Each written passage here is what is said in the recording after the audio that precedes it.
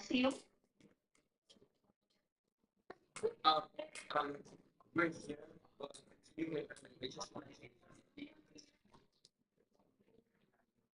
so as soon as you know that you can start. Before that,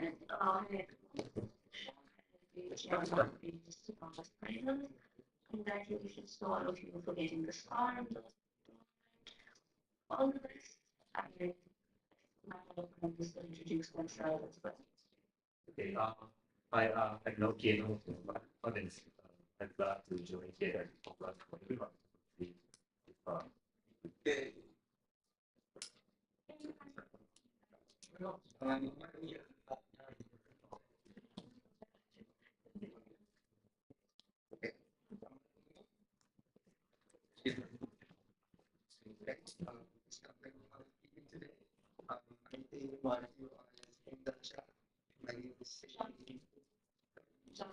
Just so that as we call and just say that everyone's ready. And then the introduction everyone.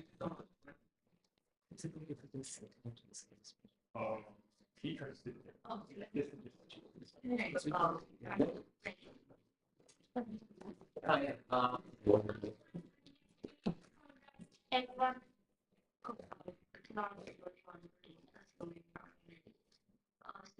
sorted? Yep, thank you. Great. Next up.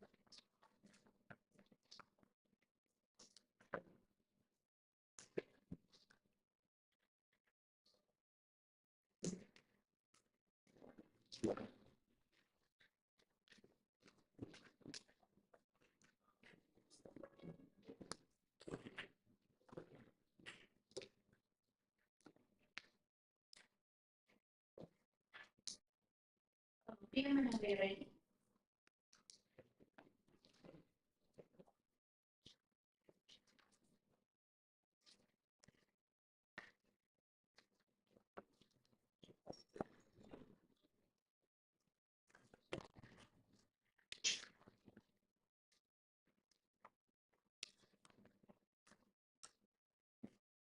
Okay, sorry, I didn't get that. Okay, I might go to first. Yes, lovely. So again, hello, my name is Abhishek. And you are in and we will prepare for okay. Can you on mute, please, before I go? So I'm going to be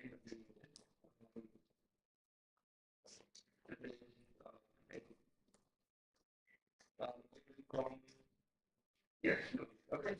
Thank you so much, everyone.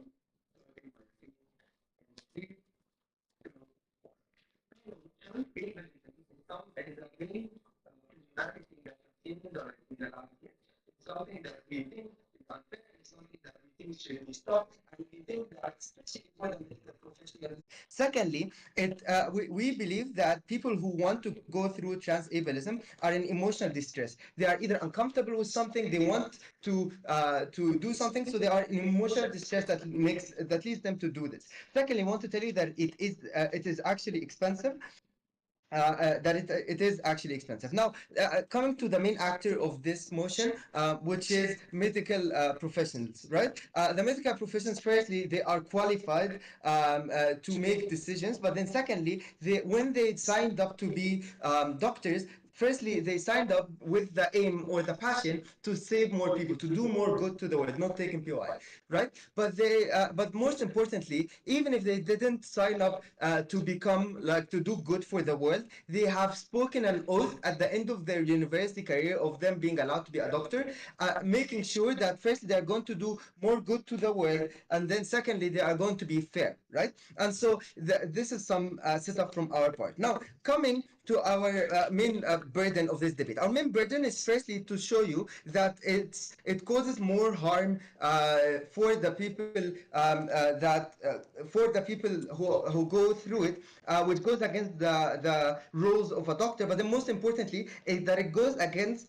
the ethics and the oath that the doctor community have made, right? If we tell you these two things, we believe that we have absolutely won this debate. So firstly, how does banning the transableistic surgeries look like? Firstly, it looks like the medical community deeming those surgeries unethical, saying that they are that they are incorrect according to the moral compass. But then, secondly, they will actively ban it by doctors who are in high positions in hospitals, saying that in this hospital nothing is going to happen, none of these surgeries are going to take place. This will ensure that in the long run this doesn't happen. But then thirdly, they are going to suggest an alternative. We believe that this is really important because in our setup we told you that people who are going through these surgeries and want to do them are in emotional distress, and so offering therapy and offering other ways is necessary to ensure that they get the same effect. And so they're going to offer therapy, pure not taken. They are going to offer other things. So coming to our two main arguments, the first argument is that this goes against the ethical compass of the doctors. Because the doctors have said an oath to serve the masses, they cannot go through with something like that because of two reasons. Firstly, because it's such an individualistic decision for the people. This means that even if it was okay for someone to do a transableist surgery, this is not okay because there is an actively people who are disabled who they are going to be negatively harmed because of that, right? If I come and tell someone that you are an amputate their leg and they have a good physical and they didn't need and there was no medical reason required for this, then they are in a further better place in which they are kind of competing with the other disabled people. This looks like people who actively amputate one of their legs to engage in the Paralympics so that they can win in them. This gives them an unfair advantage that the doctors are giving, which goes against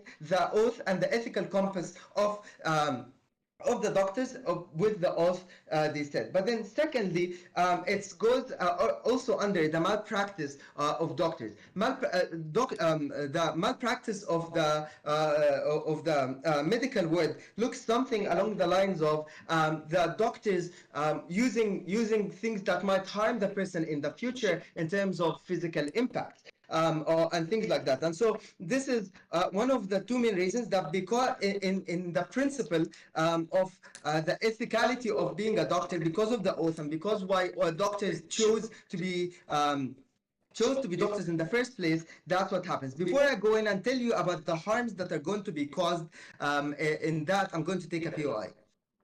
3, 2, 1. Okay, Seeing the, so okay. yeah.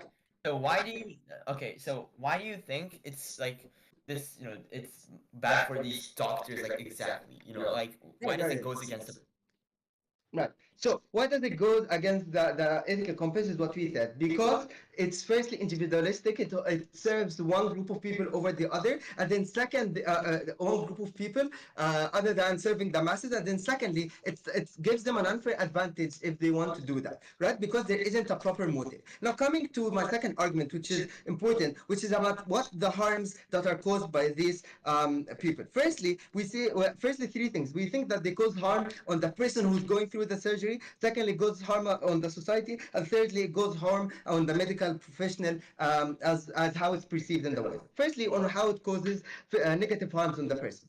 Firstly, panel, please note that most of those practices are or surgeries are life risking. This looks like and they have a percentage, sometimes high, sometimes low, of risking someone else's life. And so, because someone is going through emotional distress and they want to go through them, they might make a decision that alters their life in the future and risk it in something that we think is not, it shouldn't be done by doctors who are made to serve people. But then secondly, we think it's also difficult on society because we have actually disabled people who need all those wheelchairs, all those things, and when people who are not in need of those materials come and take place, this means that they are not going to do so. And so, and those reasons, we show you that it's not good for doctors and medical professionals to go with this. So I've never been more proud to propose. I thank the PM for that very fine speech, inviting Elo whenever you're ready.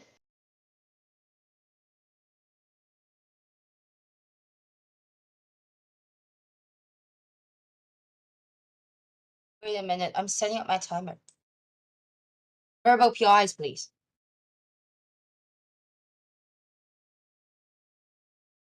Right, if everyone is ready, I start my speech in 3, 2, 1. Talking about these kind of transablism, I want to make clear one thing. What is transablism? It's a kind of mental disease that it's like a kind of depression that some people have. It's a psychological problem. This means that these kind of people who really want transablism, they are innocent, right? Because they're already ill. They want to do something because they have psychological illness. This is the main reason of why they want transablism. And this leads to my first argument, first principle argument of why people have the right to give choices. We all know that it's a basic human right for people to choose to how to deal with their body. And for these people who have transablism, actually they have their psychological illness, and then they want they want to have the transablism procedures. Then they will have the right to do so, right? Because it's their own freedom to do so. If they want something, and they think that after they are disabled, their transablism illness can be cured in some ways, then we believe that they should do it. My second argument is about it's a practical argument about why is it really essential to like allow transfer positions. The basic logic behind is like even if we do not allow these transablism procedures, if these people really have transablism, they will find other ways to make them disabled. For example, they may just pretend there's an accident and then cut off their arm or just jump out of the building or something to make their legs broken or arms broken or etc. In this ways, it's actually very, very, very risky because it may even take lives, and then it will causes more anxieties to the relatives, to the friends, to the whole society. No, thank you. So in this scenery, we can clearly see that if we really disallow transborder procedures, these people who really want them to be disabled will find other ways to do it. And then, I mean, you are of course allowed to cut off your arm in the kitchen, right? Because it's different than transborder procedures. Because these procedures are meant to be done in a hospital, right, by doctors. But it is even if we disallow transborder procedures, you are still allowed to cut off your arm in the kitchen. However, we think that in contrast, transverse procedures You is a are. better way of solving the problem. No, thank you. And then it's like if we actually we do not do these kinds of procedures will cause bigger harms to the society to other places. And then I'll do refutations first. I think like the opening government may have two arguments. Number one, they are speaking of something about individualistic decision and then the ethics of the doctor. However, they did not remind us of one thing: utilitarianism. In this debate, why is doctors important? Why is family doctors important to the patient? It's mainly because these doctors want their patients to be both physically healthy and psychologically healthy, and then let these patients be happy, right? This is their main goal. This is their main You sense, are. right? No, thank you. However, in this situation right now, if people already have transbolism, and then the only way of helping them to overcome this kind of transbolism is to let them become disabled. In this situation, making them disabled is the only best way to cure these like these patients. Okay, even if you say, okay, I can give them like psychological training to make them better. Yes, if you are a really good doctor, then you of course you will do it at first. However, well, it's just an opportunity. We need to try to see whether it works. So in this case, our opposition models this debate as like if a person wants to be transablism, do some transablism procedures. First, they need to be recognized as transablism. Secondly, there should be like Yeah. tests which really shows that even if they have transablism and they get a amount of time of psychological training, however, the situation still doesn't change, and then there isn't any effect. In this case, it's only in this case that they are able to be allowed to this kind of transablism positions. Yes, I'll take your POI. So, even let me go with you in the world and say it's okay that it's just for people to be, for a small number of people to be doing so. Do you think doctors should choose the individuals who are in emotional distress over the larger group of disabled people? Or do you think they should choose a large amount of disabled people versus people who are emotional distress, like numbers wise? So you mean to choose doctors to choose from larger amount of disabled people and people who have psychological distress? I think that I think there's no contradictions here. It's like there's already a large amount of people who are disabled, right? And then now it comes to another situation that some people is going to receive transablism positions. There's no contradictions between these two issues, and then there's only going to be a slight amount of people who have transablism procedures, as our opening government already said that it's expensive, so only a small amount of people will do it. And then back to the refutation to the OG's second argument about why like social resources is limited, and then there's a lot of disabled people who needs, for example, wheelchairs, etc.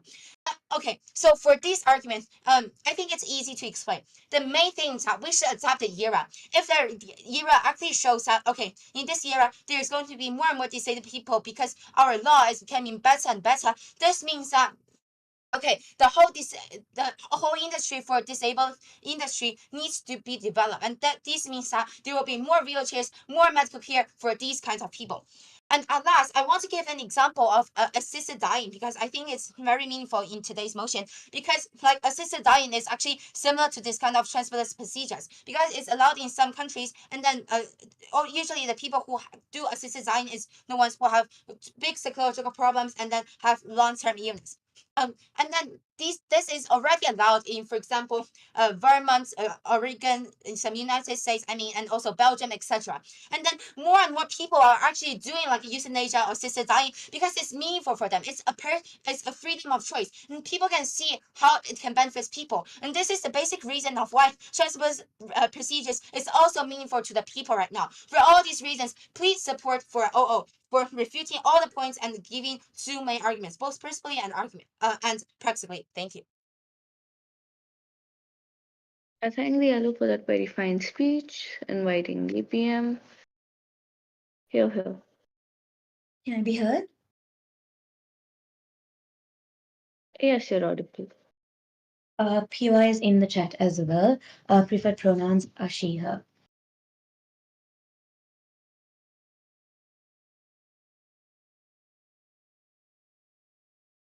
I'll be starting in 3, 2, 1. Panel, the medical community has two interests at hand. One, to currently maintain the existing obligations and oaths, but secondly, an obligation to protect their current patients as well as people who are part of the medical community and people who have sickness, like people with disabilities. The point at which the medical community's interests only align with these two stakeholders, they as actors of the debate only need to care about the outcomes to both of them. And I'll prove to you why we fulfill the interests of the medical community in the rest of my speech. 3 main points of clashes and responses that I'll deal with before my extension on how you worsen perceptions around mental illness and worsen social access to welfare for people with disabilities.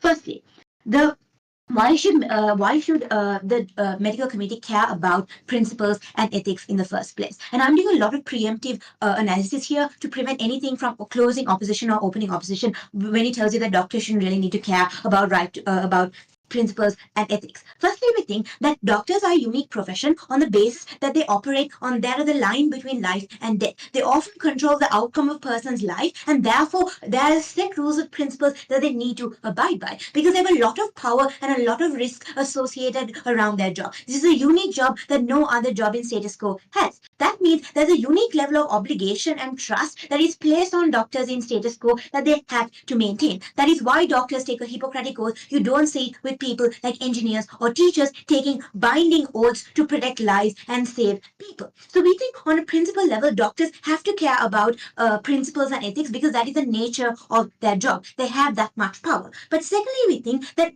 ethics are an important aspect of the medical community because most medical issues have ethical associations and connotations to them. You need to care about ethics in your practice in order to make sure that your practice is legitimate. Because if you are unethically sourcing your blood to in a blood transfusion, that transfusion is no longer safe. So ethics and the safety of surgeries in general have a direct correlation. So in order to maintain your legitimacy as doctors, it is important that you care about principles. What are the principles that these doctors care about? Firstly, in their oaths, they vow not to harm anybody, which means not to cause excruciating pain on people, even if they're consenting to that pain. Why? Because this is not medically required for you to consent to that. The reason you have anesthesia is because you want to minimize as much harm that is in the process of surgery. So the point at which people, regardless of whether or not they consent to it, are no longer diagnosed for specific surgeries and specific prescription, that is a direct harm because you're violating your oath as a doctor. And you as a medical community have an obligation to maintain that oath. But secondly, this choice is not a rational choice. Side government shoots themselves in the foot when they concede that these people are emotionally distressed. When you are emotionally distressed, you cannot make rational choices, let alone decide on whether or not you should have surgery. That is why parents make decisions for children on whether or not they should have surgery, because we recognize that children are too young and too irrational to make life-threatening decisions. We think then that you cannot give this life-threatening decision to people who are emotionally unstable and in emotional distress. That means then that that choice to cut off their foot or arm is not a legitimate choice. So any standing that the opposition has in terms of the right to choice and that principal argumentation cannot stand in this debate. But even if this is a legitimate choice and they are not emotional distress, the way up here is this. Doctors don't necessarily need to care about the choice of individuals. They only need to care about maintaining their ethics. Because the point at which they don't maintain their ethics, it is their reputation that is affected. It is their reputation that is affected because they cut off a leg of a para-Olympian who illegally won a gold medal. And we think then that you as a medical community have a more incentive to maintain your interest and legitimacy as a doctor over the principle of choice. But secondly, when they tell you that this is segueing into my second clash on the impact it has to individuals who are transablist. We think then, when they tell you that these people are suicidal and they can go cutting off their arm whenever they want to. Firstly, we think that just because people are suicidal, you don't allow them to do things that they want to do, simply because you care about choice. We think that on our comparative, when you disincentivize and you completely set a precedent that transablism is something you shouldn't do, we have more people aware of that issue. That means more people who are aware of family members who are transableist. They're more likely to push these people to get therapy because therapy does in fact help. How so? Because the point at which this is a psychological condition that you want to cut off your leg without having any physical disability, you realize it is addressed from a need of attention or just a mental disorder. That is something that only psychologists can address and not surgeons cutting off legs. So we uniquely benefit these individuals on our side because they're more likely to go to therapy on our counterfactual, because you recognize that transablism isn't something that is should be medicalized and should be addressed with physical cures, but rather with psychological cures and therapy and counseling. So we benefit that stakeholder as well. But thirdly, the broad impacts to the medical community. We think then that you directly undermine doctors' prescriptions and diagnosis in the counterfactual on opposition. Why? Because you're overcoming the diagnosis of you not having anything wrong with you to simply cutting off your arm or leg. This is harmful because it is important that doctors' diagnoses are seen as legitimate, because that is what allows you to have surgery in the first place. We have people who are queuing up for heart surgeries and heart transplants in operating theaters that are overcrowded and overbooked in the developing world. Their comparative is going to take up these spaces in hospitals for people who are transableist, who haven't got a proper doctor's note or a prescription. This is a direct harm because you are harming patients who are on the verge of life and death. A majority of states aren't welfare states like Scandinavian countries. These are states who depend on government welfare for in government hospitals and government funded hospitals, and it is contingent, and you're contingent on this kind of aid to get surgeries. So you're directly harming groups of people who aren't even disabled but simply have surgeries that are necessary. But secondly, how do you harm, and that results in more life losses? Why is this harmful? Because you as a doctor have an obligation to prevent the loss of life. The last clash then, and this is my unique extension, is on the social impacts.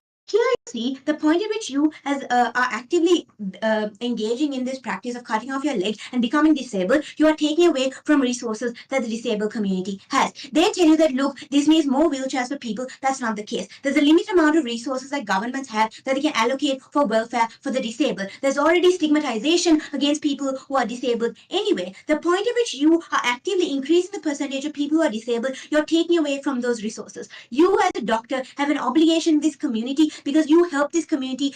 They are your patients. They're the people you see every day. At the end of the day, the point at which you as a medical community have an interest in maintaining your ethics, have an interest in helping your patients, and have an interest in preventing harm to people who cannot make rational decisions. We fulfill all these interests in the medical community. So proud to propose. I thank the DPM for that very fine speech, inviting diallo whenever they're ready. Here.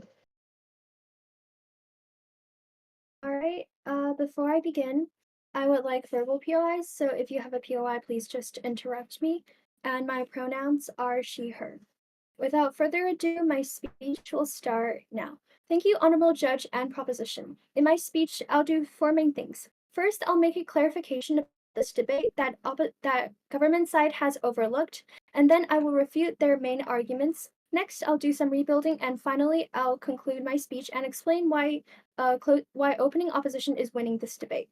Firstly, a clarification. We believe that in this debate, something that government has not explicitly modeled but should be said is that we believe the only people that should be able to go under transableist procedures are people that have the mental disease of transablism. And we believe that this is something that the government has overlooked in their arguments about how people who will participate in Paralympics will choose to cut off their own legs by doctors. Also, it's important to consider that these people, these transableist people, are vulnerable simply because they have this mental disease that requires help and support from others. But on the government side, we do not believe that government is providing them with the appropriate help, which I'll explain later as I refute their alternative of therapy. And we believe that in this case, help and support would also come from the medical community that have an obligation to help these people, even if it's a mental illness. Because on opposition, we don't believe that mental illnesses are any less than physical disabilities, which the government seems to have claimed in all of their argumentation and their mechanism. Okay, now moving on to refutation. Firstly, the first problematic thing with OG's case is that their main stakeholder and yes, POI accepted. If mental conditions, physical cures of mental conditions is a justification, would you then allow all people who are depressed to kill themselves and perform assisted suicide? Firstly, we believe that this is not relevant to the debate as we're talking about transableist people and the opponents are putting words in our mouth. So moving on to refutation. The PM's main actor is the medical community, and this is already problematic because these people are already more well off than the transableist people, which we believe have the vulnerability that makes them most important in this debate and makes them this key stakeholder in this debate. And now moving on to explaining why their alternative of therapy will not work for transableist people. We believe it's for two main reasons. Firstly, these people already have a strong desire to for them to be disabled, and it's not going to be stopped easily simply because of psychological therapy. And because these people aren't the same, their minds do not work the same way as perhaps we would say that normal people's minds work. So treating them the same way as we would treat normal people would not make sense. Secondly, the oppression of their choice, even though these people strongly desire the disability, will only worsen the problem and cause more detrimental impacts as it exacerbates their minds and exacerbates the entire system. So, and finally, to conclude why therapy will not work, the main thing that is causing their medical and mental illness, the main thing that's causing their mental illness is because they are not disabled, because they have this desire to be physically disabled. So giving them that simple thing will help them and will help them become better and heal them. moving on to my refutation of the PM. So the OG had, we believe, three main arguments. First one about how it will compete with other disabled people for resources. We believe in response, people with transablism are also disabled with their minds, and OG is suggesting that physical disability outweighs mental disability, which is completely untrue because there are all forms of disability and health issues that doctors and the medical community should care about. We believe that people should have the same treatment, and people with medical conditions are all vulnerable. So OG cannot simply say that people with physical disabilities are more vulnerable than people with mental disabilities. Next, their next point was about giving someone else an advantage, and here they specifically mentioned people competing in Paralympics and athletes. We believe this won't happen because not accepted, because as I've clarified earlier, we believe that these procedures would only happen on people with diagnosed transablism, so no one would have an advantage over anyone else. Thus, this point is very weak and does not stand. Their final point was about the ethicality and main purpose of doctors, where they explained that the main aim of doctors is to heal, treat, and consult, and they also explained how doctors have an oath not to harm people. So we believe that by doing these transablist procedures, doctors are not harming people. They're actually helping heal their mental illness in the safest and most effective way. Because as my partner explained, if these people have such a strong desire and doctors are not the ones helping perform these procedures, they're just going to do them themselves. Sorry, rejected. And because they're going to do them themselves, it's not going to be as safe or sterile or as helpful for their own physical health and their physical bodies. And also, in relation to this, we believe that perhaps there is some sort of trade off between their physical disability and their psychological healing. But we believe that psychological healing will outweigh this and will ultimately fulfill the doctor's need not to harm. Because we believe that by helping their mental illnesses, rejected, sorry, doctors are not harming them. And for example, here we can look at how sometimes arsenic is used to treat cancer, and it has damages but prolongs life ultimately. And we believe the ultimate impact here is that people's mental health will be cured or will be healed in a effective way. So we believe that this is more important than simply looking at the exterior picture and simply looking at how people will be disabled now. Okay, and now moving on to some other rebuilding. So in the DPM's refutation of my partner, sorry, not accepted, they explained how legitimacy of doctors is more important than choice and rights of patients. But we believe that the people and their right to their own body is more important because choice is the fundamental thing that medical health is built on and medical treatments are built on. If patients do not have their own choice, then doctors have no legitimacy whatsoever, because the people's rights to their own body is something very basic and something that we believe government is not fulfilling and is actually violating due to their policies of actively disallowing transablist procedures. Okay, now moving on to rebuilding my partner's second point, which is that a medical procedure would be safer. And we believe that there are controllable consequences when doctors and medical community does it, versus if you just let the person get therapy and try to overcome the mental illness themselves, then it's very likely that they're just going to harm themselves. And we don't want that to happen on side opposition. But side government does not care about that because side government is only offering a very weak solvency. And we believe that this is something that helps the mental condition best. Okay, now in summary of my speech, in my speech, I've given a clarification about why we believe transablist procedures would only happen on transablist people, and I've refuted all of the opening government's points and their main principle, and I've explained why our principle of rights and choice are more important and why we help these patients who are the most vulnerable stakeholder in this debate. For all these reasons, proud to oppose. Thank you. I thank the DLO for that very fine speech. With that, we have now ended with the opening bench. Inviting MO to start off with the closing bench. I'm sorry.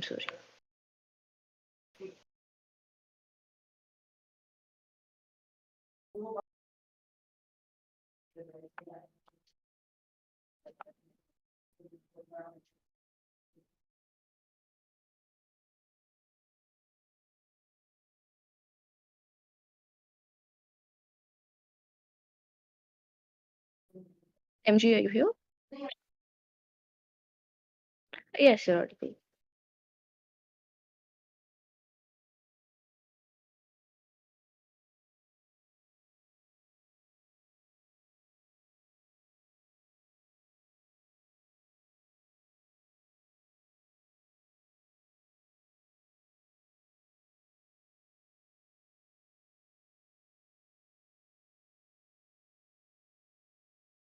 You just use a rat poison to kill the rat.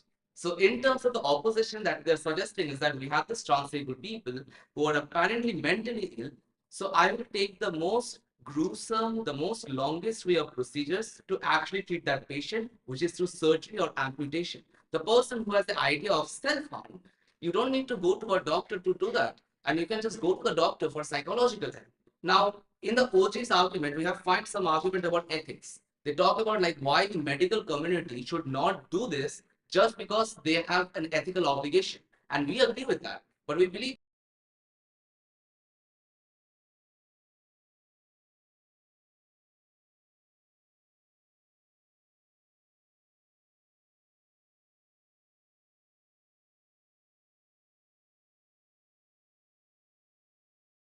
that we bestow upon our medical community.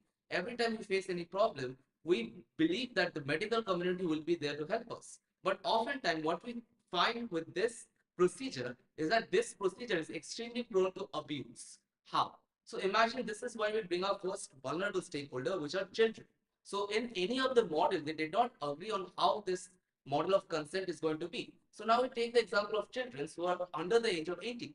Now they don't have the right to say what is there's the age of consent is 18, and usually it's the parents who do the consent for them. Now, how it is bad for this particular procedure? So in this transablism procedure, especially if there is a medical need, a medicinal community can use medical need as a way to stop any unethical procedure if they want to, at least for the most of the formal parts. But now in the formal legal way, if we allow such non-medical need surgery where the parents where the children can be vulnerable for surgeries or amputation, which can be vulnerable to them for trafficking, that can easily increase the trafficking of organs and human trafficking. Now the question is why those parents will ever think about this in the first place. So you have to understand that there are many parents and family who face a financial stress. We have found stories on how parents don't even hesitate to sell their children for some few video game points. So now our question is, why does this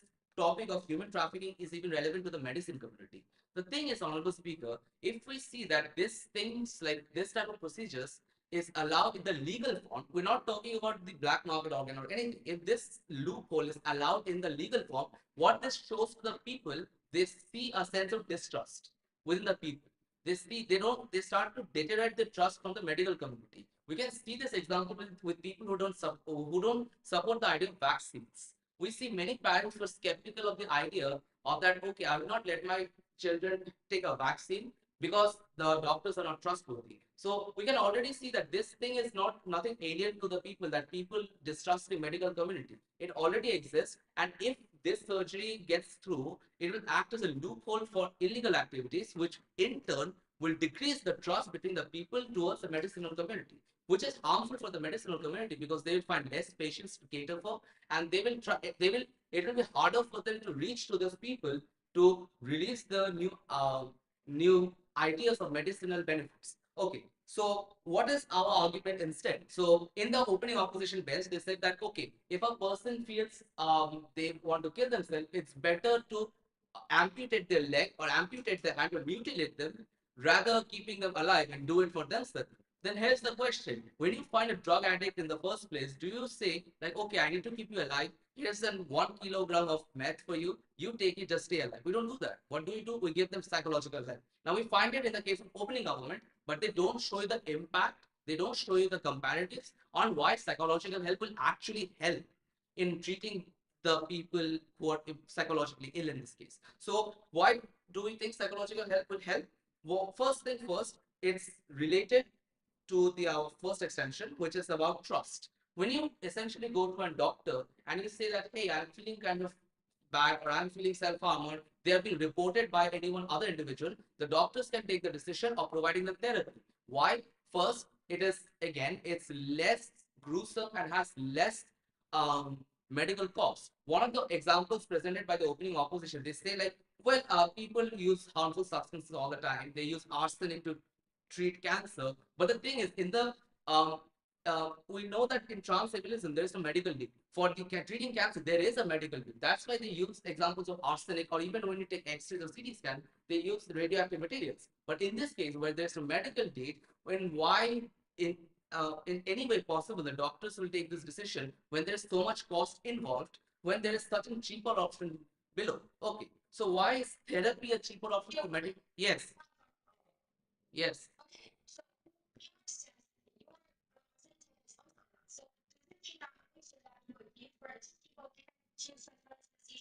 Okay, okay, I get your point. Thank you so much. So the thing about vasectomy is that in terms of vasectomy, this are oftentimes voluntary. We have shown you that how many times the procedures of vasectomy is done for people who don't want to have babies anymore. But in this argument, we're talking about you define the model as trans-able people who are psychologically ill. Now, in terms of a psychologically ill person, I have two options. One, I give them therapy, which is a cheaper option, which doesn't cost any physical expenditure for that person, who doesn't have to give away the part, and they can still be physically and mentally fit. That is what you're also trying to achieve. And that is also what is beneficial for the medicinal community, because it at the end of the day holds that so-called ethics within the community, and also keeps them a huge long-term trust that itself will help them practice medicinal community and make our community better.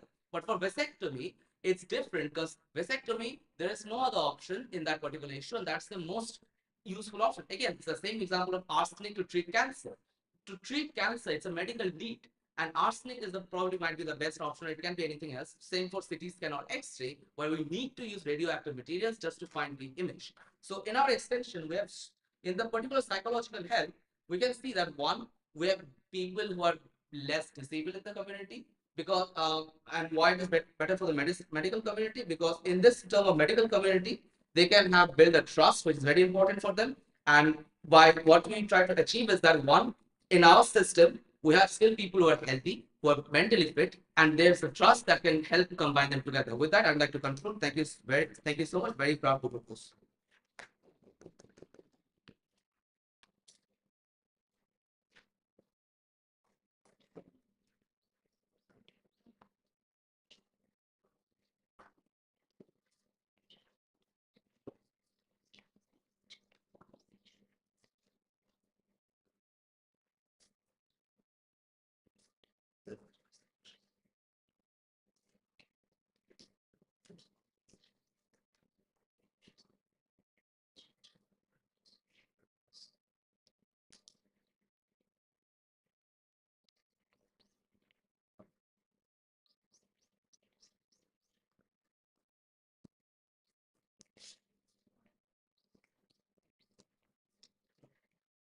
Point.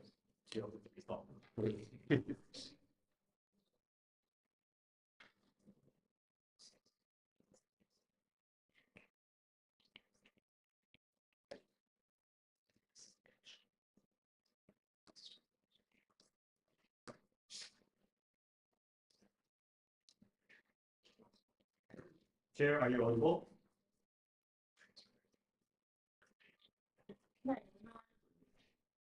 All right.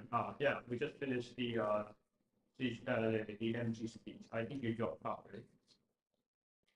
And we already made the entry to complete the last part of the speech. Uh, Nice.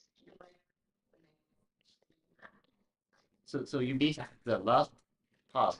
You mean how long it was, like 30 seconds, 20 seconds? So I'd say he was answering the PY.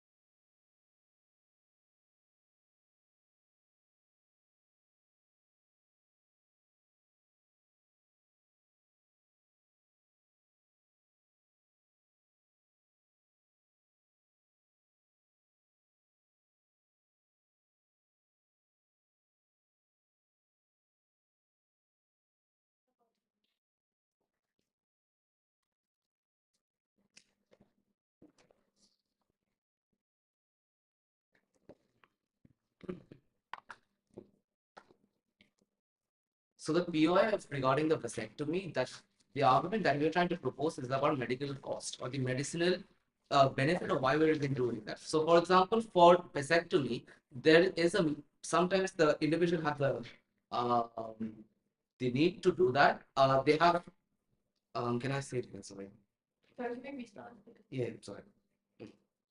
So for the example of vasectomy, the thing is that you're trying to portray is that through transablism, there is no medical need per se. And it is easy to abuse. They're shown you by the stakeholder of showing you children of how they can easily abuse in the system. But for vasectomy, you can see easily that in vasectomy, the person has the individual right to do so. But for in this vulnerable stakeholder, it's very hard to ensure that. But and also you have used the example of how we can treat arsenic to treat cancers, which there is a medical need and which is essentially it's important for the medical community to take their action. But in this case, where they can usually use things like therapy or any psychological help to treat that, this cost is extremely low compared to actually amputating a hand, which also has mental and physical trauma for that individual in the longer term. That's what was my response to the POI.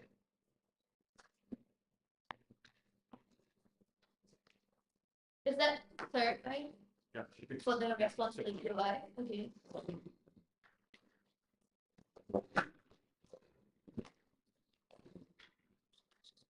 Okay, yes. Even that?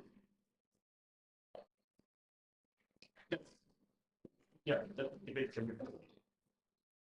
Thank you so much, Angie. Sorry for the interruption.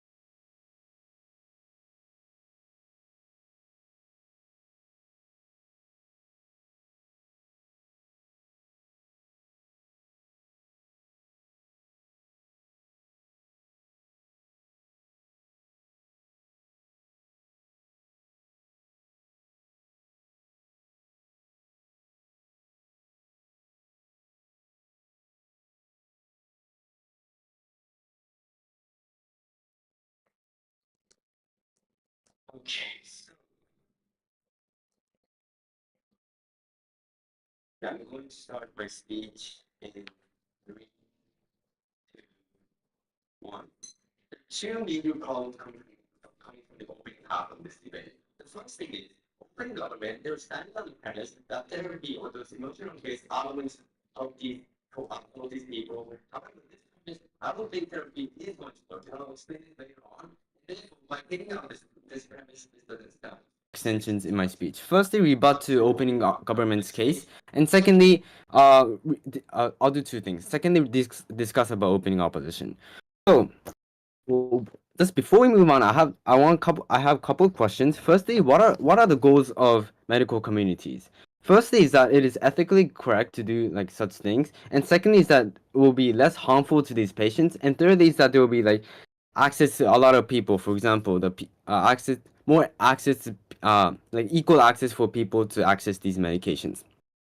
So, with that said, I'll explain why these three things are going to be fulfilled in our side more, comparatively speaking.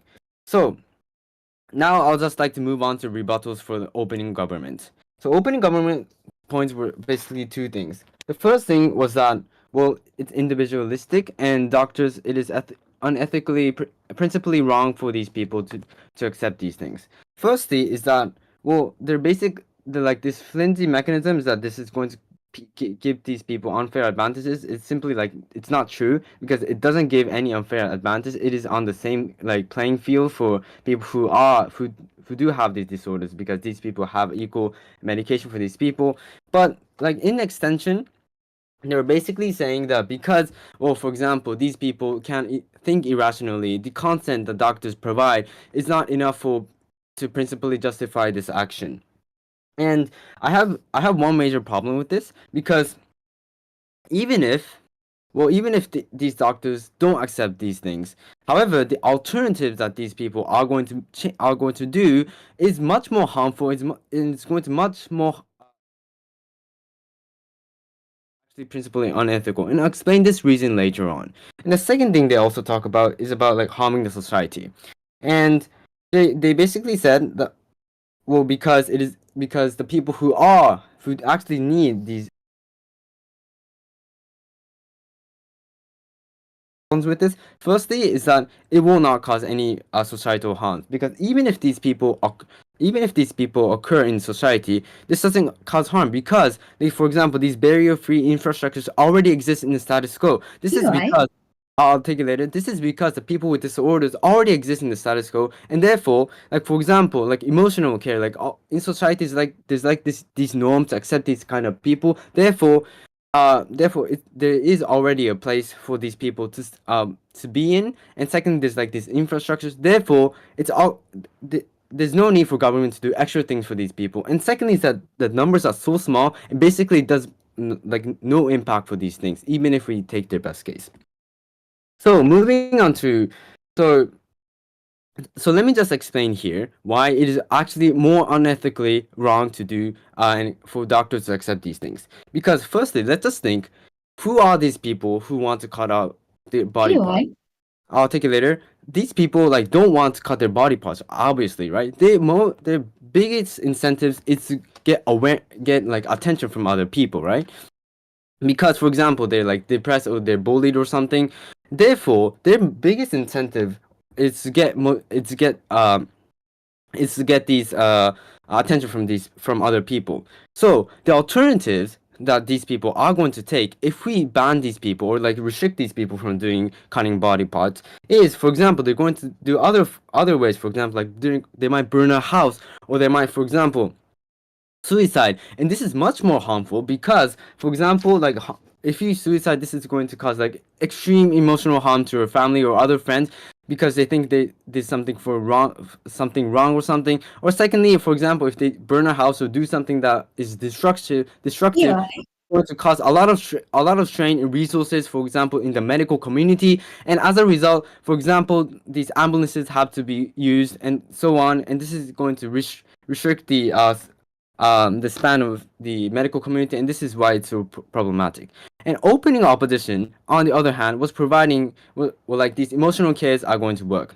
However, I'll just explain why emotional care or therapy is not going to work in this status quo, in this case, because for three reasons. Firstly, is that like these people have exceptions, right? These people's minds, like maybe they don't work normally as other people. But secondly, there's like this pattern behavior, right? Because if they have this habit of cutting body parts so on and on, there's like this pattern behavior, and it's really hard to change that. But the third reason is that these environmental things are not going to change even after we do this therapy. So even if these people are mentally fulfilled, if they're put in back in these situations, they might get bullied again, and therefore, or maybe if they're so poor, they get this mental stress, right? Therefore, therapy or emotional care is not going to work in our Right. sorry, there's only less than 1 minute. So what I'm trying to say is that in our side, we're going to provide these alternatives. For example, we are going to accept these people to cut these body parts because this is the best option. Because the simple reason why is because, for example, if we restrict these people from doing these people are going to opt into other more extreme alternatives that will harm the medical communities more. And for example, this is ethically more wrong for like doctors to accept, right? Because this is going to lead to more serious outcomes and more people dying in the worst case scenarios. And secondly, is that, well, like, this is going to limit the access for people to get medications, right? Because we need more resources and so on. And therefore, our counterfactual means is that we're going to accept these people from doing things. Therefore, this is the reason why closing opposition is providing the best case, and opening have basically had this like wrong way of pursuing this motion. Therefore, for these reasons, we are so proud to oppose. Thank you.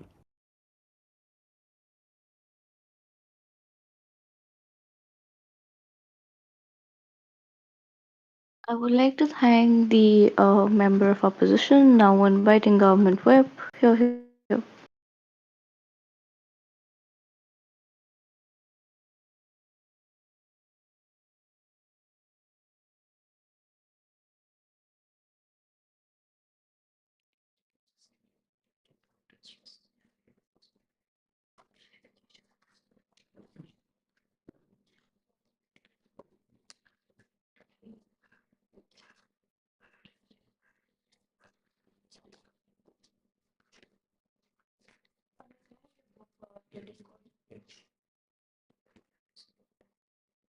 just join the room. Take your resolution.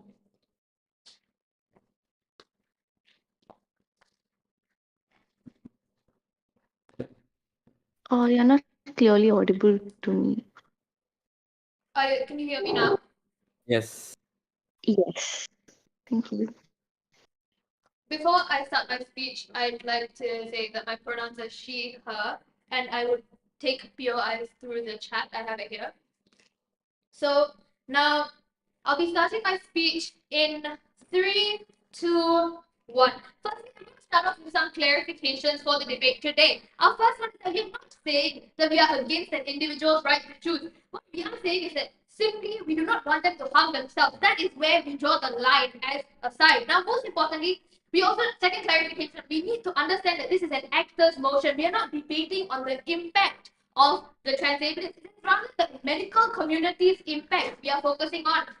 And why specifically as the medical community, we should actively disallow transablist procedures. So the whole entire case falls based on this because they kept on talking about the freedom of choice for the individual. They kept on, the stakeholder analysis was only on that. Their main stakeholder was that instead of the medical community, which is what the actor motion is for. Now, moving on. So, for now, we're moving on to the main clashes for the day, which we have identified to be 3. So, the ethical compass versus an individual right. So, the OG talked about how, firstly, it is individualistic to people, and secondly, it is malpractice on the side of your doctors because of the O. Okay, that is not wrong, but here is where we bring in our extension. So, because of this image of malpractice, this tarnishes hospitals, which my member has spoke about. So this punishing the hospitals is not good for these hospitals because economically as well, they will get a reduction in revenue, which impacts them as well. Because hospitals are inevitably part of a medical community. The OG did not pick up on this. The OG's only stakeholder was doctors. Doctors do not make up the medical community entirely. That is false. So now society will also stop preferring such hospitals, decreasing its revenue as well. If you have such people permitting like excessive experimental surgeries. So now moving to the second clash. So the doctor's obligation.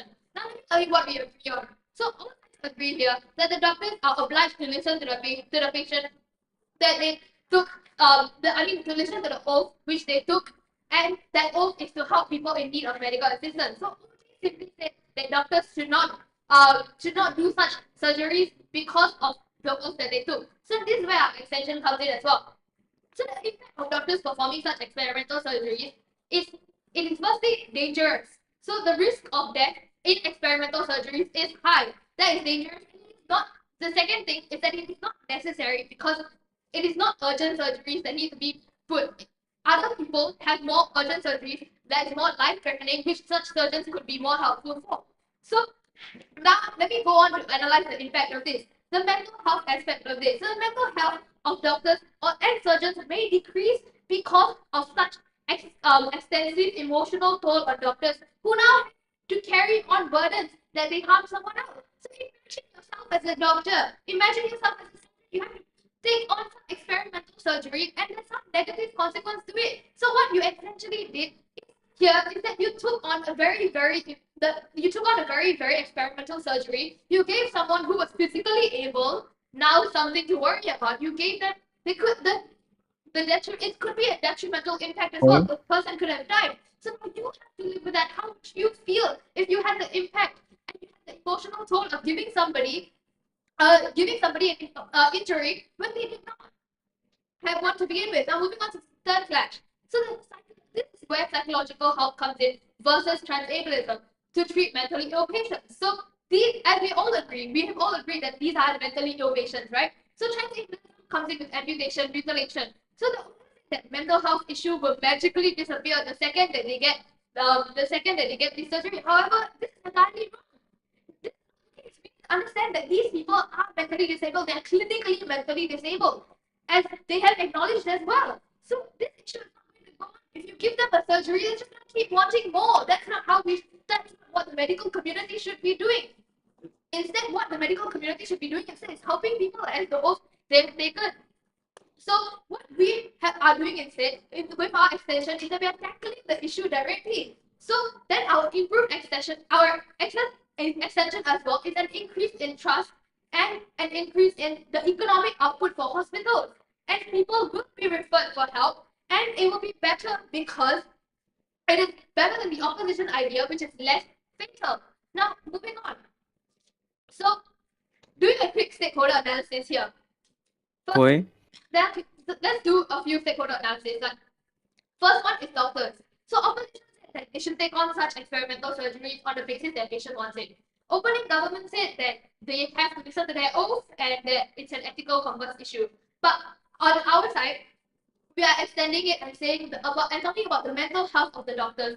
We are on top of the oath that they take. Then on top of that, moving on to the second stakeholder is hospitals, which are also a part of the medical community. So on opposition side, their image is tarnished. Opening government didn't even identify them as a stakeholder. And on our side, the doctors, the hospitals health is the hospitals trust with the society is reinforced. And on our side, the hospital has a better image in society as well.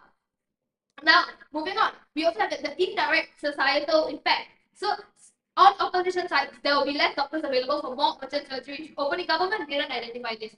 Now, on our side, better doctors, we will have better doctors focused on more important and urgent surgery, and we'll also have doctors with better mental health. Now, moving on to the mental health institutions. So, these are also stakeholders key in the medical community. So, on opposition side, there are transablist people who will not be getting the help that they really need, as I proved earlier in the clash. And then on the opening government side, at the very best, with their model, they will get the help that they need. But on our side, there will also on top of that, on top of these people getting the help that they need, there will also be that additional economic impact coming in, and there will be the trust within the medical community and the people, which will then reinforce the medical community's will and ability to do better. So now the last bit is the children vulnerable to trafficking. So both no one can identify this. None of the opposition or the opening government identified this, but on our side, we identified that these people through the medical community now have so now we are giving the right to the medical community to have the right to stop such unethical things from being happening, and the trust is then reinforced. So if I take the call of the debate really quickly, the opening government's entire case is gone because they did not understand the actors' motion. So trans-able people are not the biggest stakeholder. It is the medical community that is the biggest stakeholder. For example, doctors, hospitals, nurses, and psychologists. And the OG also has narrow scope. They do not talk about any other stakeholder in the medical community except doctors. They are also given us zero explanation of impact of psychological help that are provided and how it benefits specifically the medical community. So therefore, we take this debate home today because we benefit various stakeholders of the medical community, such as doctors, hospitals, psychologists, and secondly, we benefit the society as a whole more through economic better economy and better medical care. And lastly, we increase the trust among medical community and patients. So I thank the judges today and the opposition for the debate, and I'm so proud to propose. Thank you.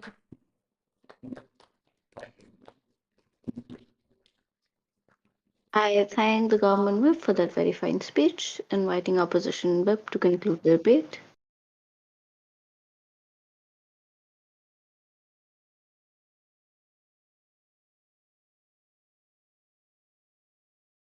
Am I audible? Yes, you're clearly audible. Okay, thank you.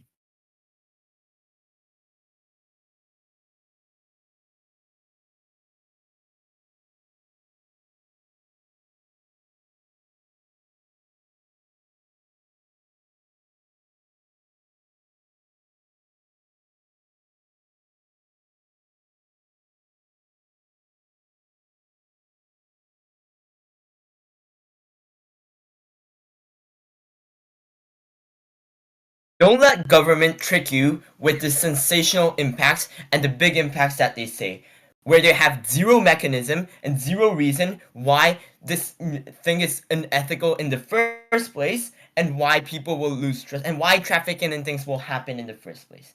That is exactly why, like, the opposition wins here today.